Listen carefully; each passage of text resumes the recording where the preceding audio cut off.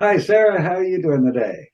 I'm doing great. Thank you, Rod. How are you? Oh, really good, really good. Things are going pretty well now. I was ill for a little while, but I've gotten over it. Back in the office, and I Oh, only have 22 hours of work to do in each 15-hour day, so it's getting better.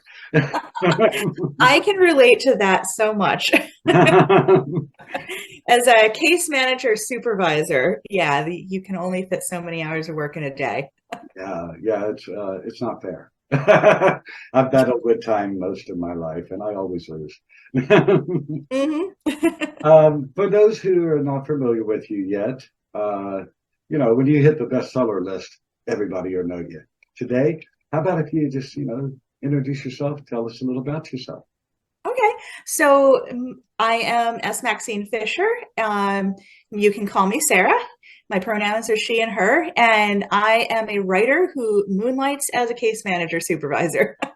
I've been working in the field of human services in my day life, actually. I should say daylighting instead of moonlighting, right? Mhm. Well, I've been daylighting in the human services field for almost as long as I've been writing, which is about 20 years. Wow. Um, so I enjoy just getting to know people and Mhm. getting to hear people's stories and maybe having a part to play in those stories. As you know, I've had a history as a counselor in mental health and substance abuse counseling, most recently disability case management. And yeah, that is just my passion, is to be able to learn people's stories and be some small part of them. Oh, that sounds cool, though. That's very nice.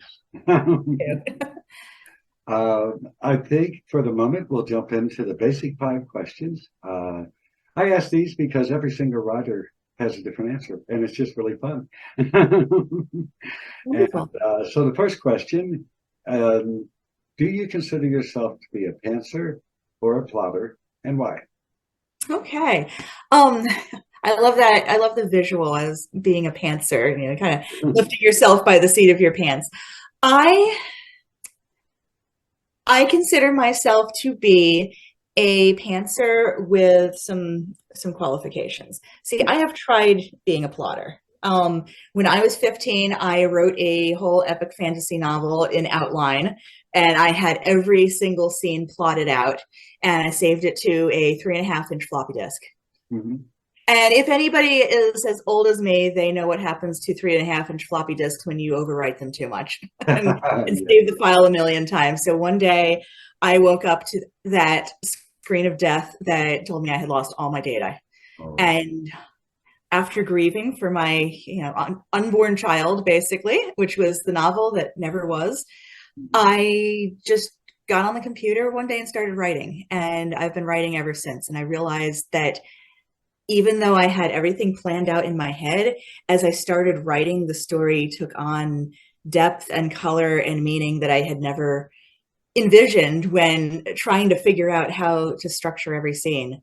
Um, but that being said, because as I write character driven stories, Uh-huh. there is a plotting method that I tend to use. And I found a resource that I always love to share with other writers. It is the blog of K.M. Weiland, and I can offer that to you on Twitter or however you choose.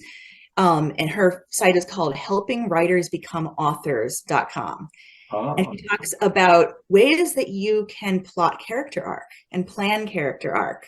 Um, and the reason why I reference her is that there's a concept that, she developed and not me, called the lie your character believes.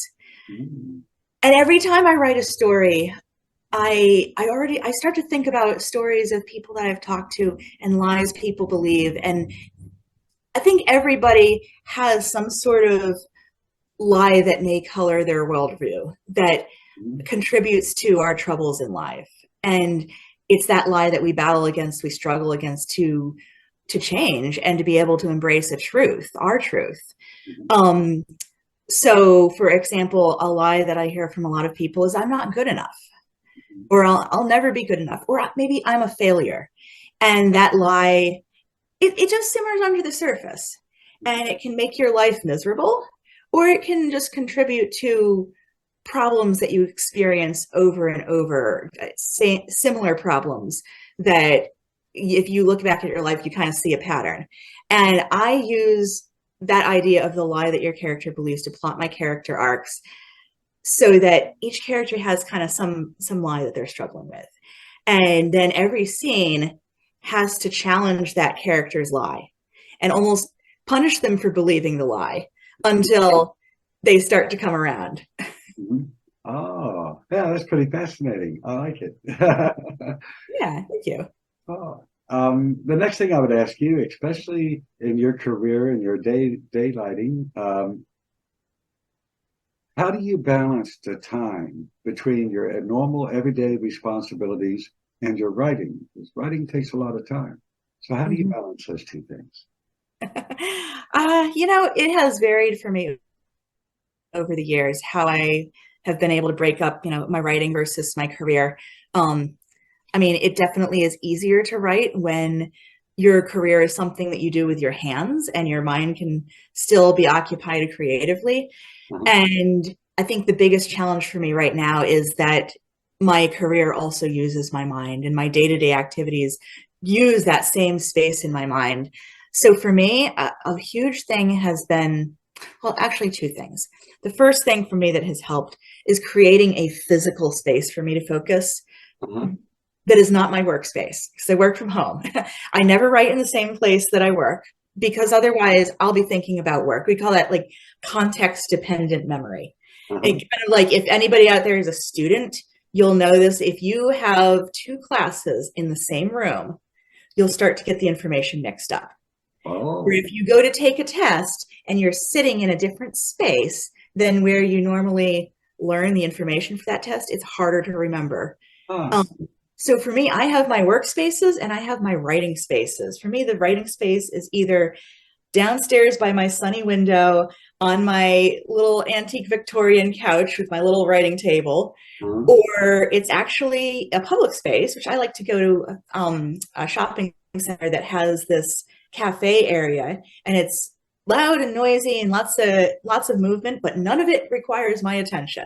Uh-huh. No, nothing is meowing or barking at me. Nothing is beeping at me and asking me to attend to it, and nothing is ringing and saying, I have an emergency. Can you please come?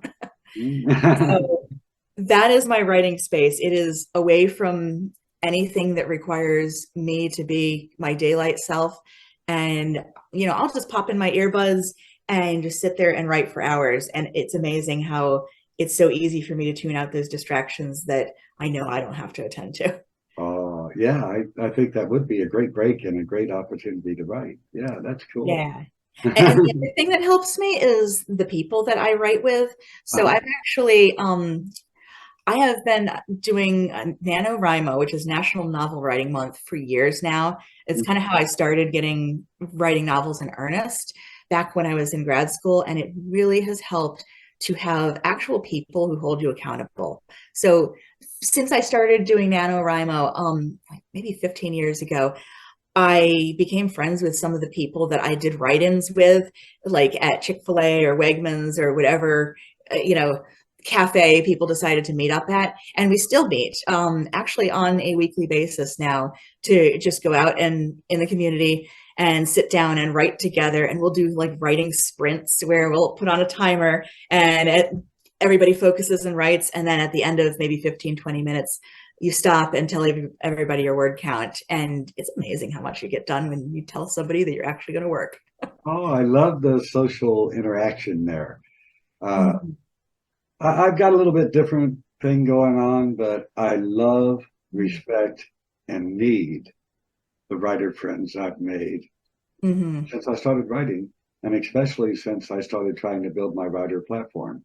I've met some incredible people, and you're right, it's so enjoyable to share thoughts and share ideas, get that extra set of eyes on your work, even before you get to the editor. There's a lot that goes on. I do an extensive self edit on my work long before the editor sees it. And, but in a Mhm. more relaxed setting, like a coffee shop Mhm. with friends that, you can trust them. They're not just yes men. They're going to be Yeah. honest with you where you need to maybe improve. Mhm. That's invaluable. That's so awesome. that you created that kind of a thing that you can, like, your own little dwelling in the writing world. It's very cool. It really is, and it has helped me improve myself as a writer so much. I like how you mentioned like having an extra set of eyes on your work, because that is one of the things that we have done over the years is have a critique group. And oh my goodness, that before critique group and after critique group, not only myself but others, my writer friends, I can really see the difference, because there are certain things that you can really never self-edit, where you have like these flaws, they're almost like black holes or blind spots in your writing, that they look fine to you, they make sense to you, and then you show them to another person and they say, okay, what's your main character's gender, and are they human or a turtle?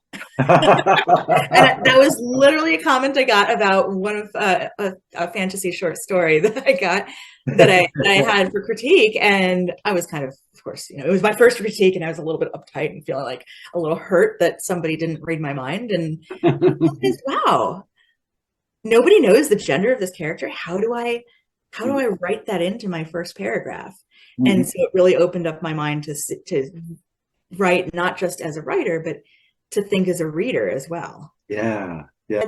And that's amazing that you can have a relationship that really just, confirms good truths in your life. Yeah. I was kind of thinking also that idea of, the lie that somebody believes.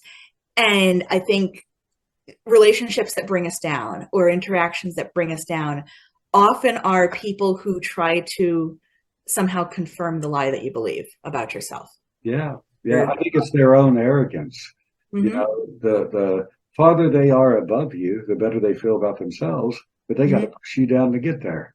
And I learned a while back that that's their problem, not mine. I'm no less because that person thinks they're more. Let them go figure their own problems out. I've got mine. I'm just fine the way I am. And it's hard for people to do that sometimes, but I think we all have to. I agree. And I feel like people, if you believe an untruth about yourself, like a lie, let's say it's, I'm not a good enough writer. Mm-hmm. You are going to find it very easy to find other people who can echo that untruth. Yeah. And it is challenging to find people who will truly challenge you to believe something else, that you are a good writer. And here's how. When I deliver critique for people, for my writer friends, I always try to use I statements. So I try to use statements that just confirm my observations. So for example, if somebody tends to overuse a word in a passage, and let's say they use the word narrow 17 times. Instead of making a you statement like, you use this word all the time and I can't stand it, it's driving me crazy. And nobody wants to hear that. And it sounds like an accusation, and it's going to put the writer on the defensive, where they feel like they need to defend every use of that word. But just to say that when I read this, after the third time I saw the word narrow, my brain started to pick it up and I'm feeling distracted. What if you tried to mix it up? What would it sound like if you used other words, and what might some of those synonyms be? Yeah, that's a nice way. That's a right way. Yeah, doesn't that feel better? Definitely. I like to say that I do that all the time. I try. Everybody makes mistakes, but in delivering critique. But that's something I try to use is I statements and observations. Well, another question I would like to ask, and I think you said you've been writing since you were a teen. Mm-hmm. So this might be a bit of a challenge, but what would you say is the most fun story you ever wrote, that you just really enjoyed writing that story? So I feel like that's a double-edged question. Mm-hmm. My favorite story or the most fun story? So I'm obligated to bring up my debut novel, which is called Brooke.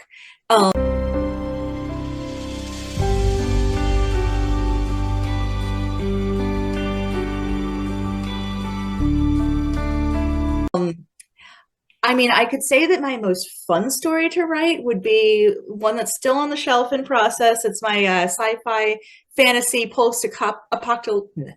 I'm going to try that again. My my most fun story to write would have been my sci-fi fantasy post-apocalyptic cult story called The Eden Project. Wow.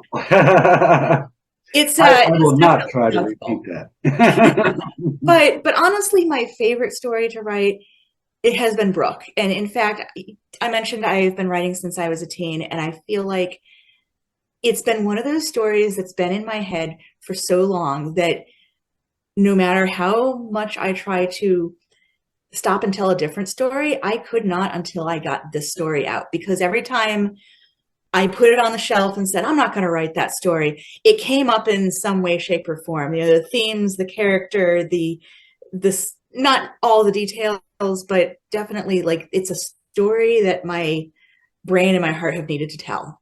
So I finally, you know, the past several years sat down and really just put a lot of love and attention into writing the story and basically letting my character Brooke tell her story.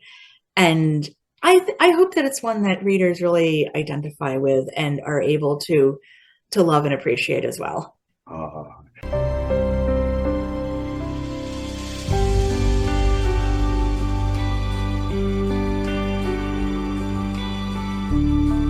And that comes out early 2024? Yeah, it is scheduled for release 2024. I do not have a firm release date yet. And it's being released by Running Wild Press. That's correct. Oh, awesome. Yeah, I know a little bit about them. They're pretty cool. Yeah, they are. They have been great to work with, and I am so looking forward to taking next steps in getting ready to put this book on the market. But the story itself is complete. Awesome. Well, when it's you know, within a few months of coming out, if you like, you can come back on the show and we'll promote it like crazy. You know, I would love a chance to talk about it more once it's literally ready to fly off their shelves. Yeah. All righty. Then we'll move on to a little bit different question this time.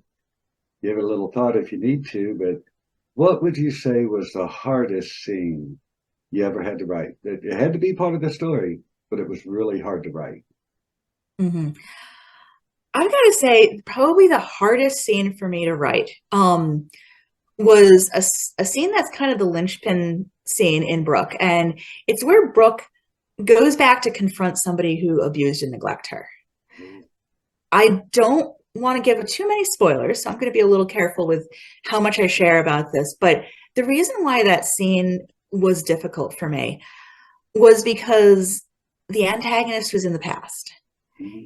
And all of us confront, you know, conflicts in our day-to-day life. They're fresh, they're raw, they're things that, you know, we feel right here in real time. But behind those conflicts there's always one. Maybe it's a single event, like a trauma, or maybe it's something that happened over a period of time, but there's this voice from the past, and that voice speaks into that lie that we tell ourselves. I'm a failure, or I'm not good enough. So in Brooke's case, the lie is, I'll never be worthy of love and belonging. And to break past that, she actually does have the opportunity in the story to confront the person who first told her that lie, who first impacted her with that lie. And it was a tough scene to write. Not bad. I bet it's a gripping scene, though. I bet that no one could put it down at that point. Yeah, I hope people will find it that way. It was a gripping scene for me when I finally got it all on paper, but I must have gone back and rewritten that scene 3 or 4 times. Wow.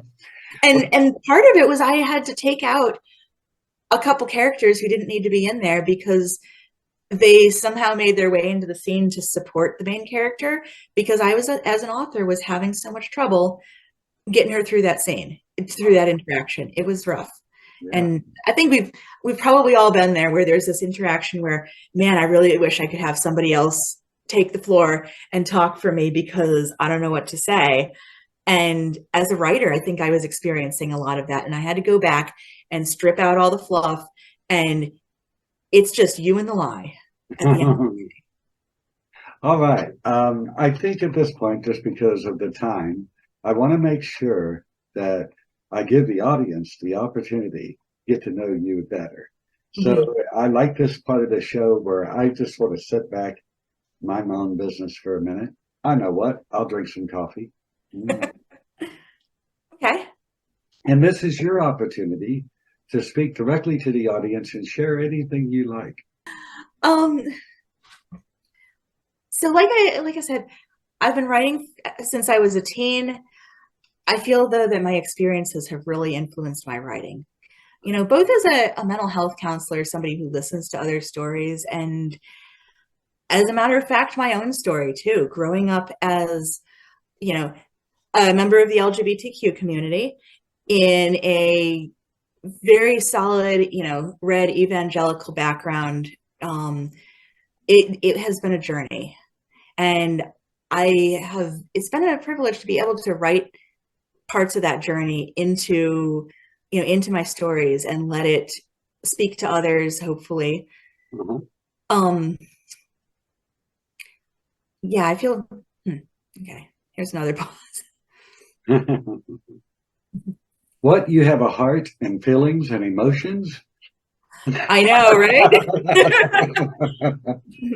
But I think, you can do many things with your pain, and you can do many things with your own story. And sometimes when I read writing, whether it's that of my friends or of other books, I can see that we've put our pieces of our own story into our writing. You can self-insert, and I see people self-insert a lot. I try not to do that because I don't want to write my own story as someone else's story.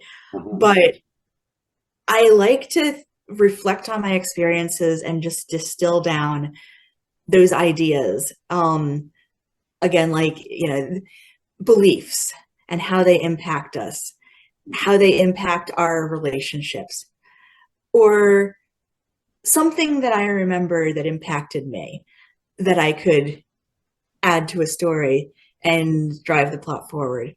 So I think that's really 90% of what goes into my writing. It's, when you say character driven, it sounds kind of fluffy, but I write character driven works that are about real people who face real challenges, things that things that can speak to everyone, I hope. Yeah, yeah, that sounds so nice. And I think it's wonderful that you have a heart and feelings and emotions. You're a real person. There's not enough of those in our world. And I think it's wonderful. And character driven is a neat term to me because I'm a pantser 100%. I'm usually chasing my characters. They're off doing whatever they're doing, and I'm typing as fast as I can just to try to keep up with them. It's been a super pleasure to have you on the show. And you get a little closer to your release date. If you would like to return to the show, I would be thrilled to have you back. And we could put the actual cover up of your book. We'll put it up on the screen and connect it to Amazon and do all of that good stuff. Uh, you have a standing invitation to return. Thank you so much, Rod. I really appreciate that invitation, and I will probably take you up on it. Awesome. Awesome. It's a pleasure to speak with you. I think in your bio, it said that you have a master's degree in clinical psychology. I do. Wow. And you're an Uber driver. I am. Oh, yes. That's where I go to cruise for new character ideas. Yeah, I was going to ask you, which one influences your writing most? Well, they say you learn the most when you're out in the field. Yeah, yeah. But no, I think that, yeah, I think that real people impact my writing more so than theories. It is fun to people watch, for lack of a better term, just to see how people react to their environment and what they do together and to, for, and against each other. I like to think of the human race as 3 to 5 years old. We're all a bunch of silly children that argue over nothing, hate Yeah. just to be hating, get angry for no reason. We got a lot of growing up to do, you know? Mhm. Yeah. And I hope we last. I hope we make it. I hope we get to grow up because I do believe in us. I believe in people like you that have true hearts and emotions and feelings and they care. You Mhm. obviously care about people, even, your career choice alone says that. And we need more people like that in this world. and it really, sincerely is a pleasure to meet you. And I guess we'll call that the end of the show for now, but let's look forward to part two. All right. Thank you, Rod.